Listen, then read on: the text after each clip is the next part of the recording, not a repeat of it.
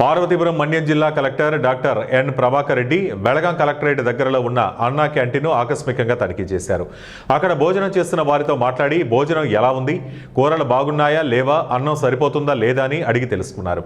ఈ సందర్భంగా లబ్ధిదారులు మాట్లాడుతూ చాలా దూరం నుండి పనుల నిమిత్తం వచ్చామని, అదే బయట హోటళ్లలో భోజనం చేస్తే 80 రూపాయలు తీసుకుంటున్నారని, ఇక్కడ అన్నా క్యాంటీన్లో 5 రూపాయలకే భోజనం లభిస్తోందని లబ్ధిదారులు ఆనందం వ్యక్తం చేశారు. అనంతరం క్యాంటీన్ నిర్వాహకులతో కలెక్టర్ మాట్లాడుతూ రోజుకి ఎంతమంది వస్తారో ఆరా తీశారు. ప్రతి ఒక్కరికి నాణ్యమైన భోజనం అందించాలని సూచించారు. నాణ్యత విషయంలో రాజీ పడొద్దని క్యాంటీన్ సిబ్బందికి పలు సూచనలు చేశారు. పరిసరాలు పరిశుభ్రంగా ఉండేలా చర్యలు తీసుకోవాలని తెలిపారు.